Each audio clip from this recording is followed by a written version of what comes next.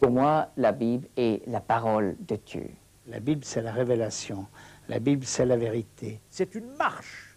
C'est une marche des origines, c'est une marche du monde du temps. La Bible, c'est une marche de l'histoire vers l'éternité.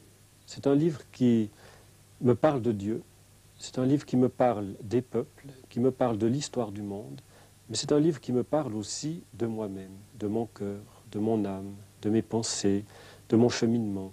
Je peux dire que je suis façonné par la Bible tout au long de mon existence.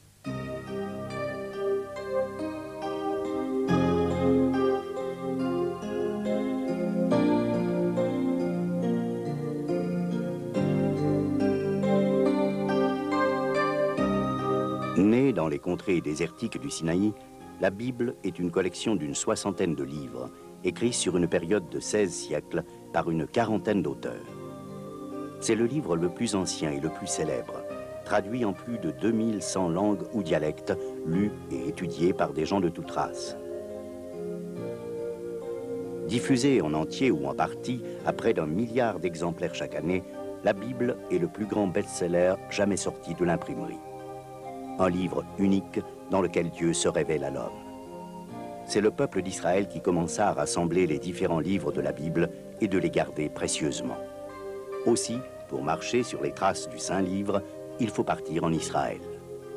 La Bible, incarnation unique de la vérité universelle, fut écrite ici, dans cette contrée qu'on appelle Palestine, Israël ou Terre Sainte. Israël, c'est une terre merveilleuse. À tout moment, on rencontre des choses extraordinaires. Ben Gurion disait un jour, celui qui dans ce pays ne croit pas au miracle n'est pas un réaliste. C'est un pays réel et on a fait des découvertes archéologiques si nombreuses qui montrent que toutes ces histoires de la Bible ne sont pas des contes de fées, mais ce sont vraiment des choses qui se sont passées dans le temps et dans l'espace. La Bible, c'est aussi l'histoire d'Israël. La Bible, c'est aussi l'histoire de Jésus. La Bible, c'est l'histoire d'une partie des fondements de notre civilisation actuelle. Quand je visite Israël, je visite la famille. C'est ma famille, le peuple d'Israël. Ça veut dire que notre histoire vient d'Israël. Nos racines sont en Israël. Mais notre futur aussi, puisque Jésus reviendra à Jérusalem. Donc, je visite le frère aîné. Nous sommes les cadets.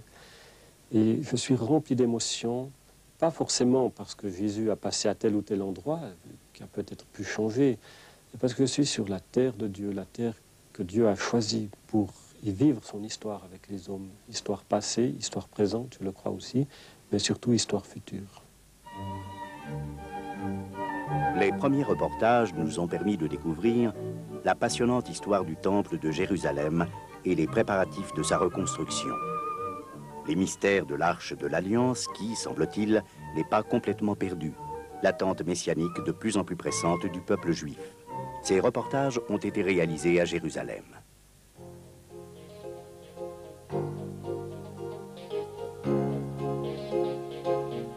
Reprenons aujourd'hui l'hélicoptère en direction du nord pour plusieurs émissions qui nous permettront de découvrir la Galilée et les lieux où Jésus a exercé son ministère. Voici le bord du lac de Tibériade. Ici, en Galilée, il est possible de marcher sur les pas du Christ.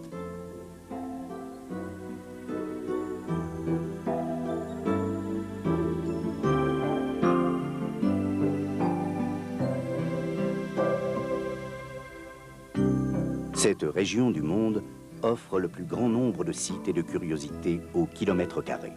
Voici quelques exemples. Hatzor, une forteresse vieille de 6000 ans qui verrouillait une route stratégique, a vu passer le patriarche Abraham, mais aussi Jésus et l'apôtre Paul.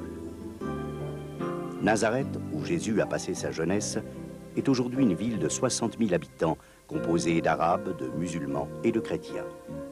Cana, à quelques kilomètres de Nazareth, est le lieu où le Fils de Dieu a accompli son premier miracle en transformant l'eau en vin. Bethsaïda signifie « maison de la pêche ». De cette ville étaient originaires les disciples André, Pierre et Philippe. Du monde et béatitude, Jésus a adressé à la foule le sermon sur la montagne où il invite chacun à méditer les secrets du royaume de Dieu. Naïn est le village arabe qui rappelle le miracle du Christ, qui a ressuscité ici le fils unique d'une veuve. Chorazin a subi des reproches de Jésus parce que ses habitants ne voulaient pas se repentir et embrasser la foi. Capernaum est la ville où Jésus a enseigné et où il a guéri beaucoup de malades, en particulier un homme paralysé et le serviteur d'un centurion. Le mont Tabor est le lieu de la transfiguration où le Christ, entouré de Moïse et d'Élie, apparaît à 3 de ses disciples. À l'époque du Christ, Magdala était une grande ville d'où était originaire Marie-Madeleine, la pécheresse pardonnée. Tabga, la multiplication des pains s'est produite à cet endroit, et c'est là que le Fils de Dieu a rencontré ses disciples après sa résurrection. Cette Galilée dont la vie imprègne les paraboles évangéliques, Jésus l'a parcourue, délivrant les possédés, guérissant les malades et annonçant la bonne nouvelle du royaume.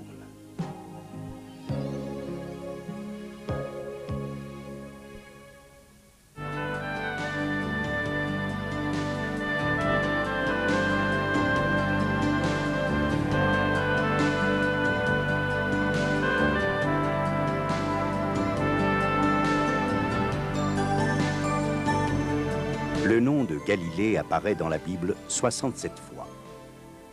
Il vient de l'hébreu Galil, anneau, cercle, région, que l'on peut traduire simplement par la province. La Galilée occupait depuis l'Antiquité une position stratégique. Ici passait la route reliant la Mésopotamie à l'Égypte. Le passage incessant de peuples et de civilisations se perçoit encore dans la grande diversité des populations qui la composent. Druzes, communautés arabes, chrétiennes ou musulmans, fermes collectives juives créées dès le début du XXe siècle par des immigrants venus de l'Europe entière.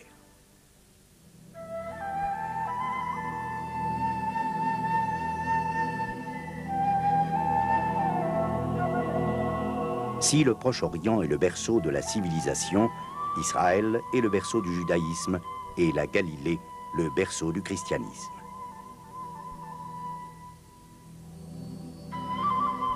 Il n'existe aucun endroit au monde qui soit si étroitement associé à la vie et au temps de Jésus.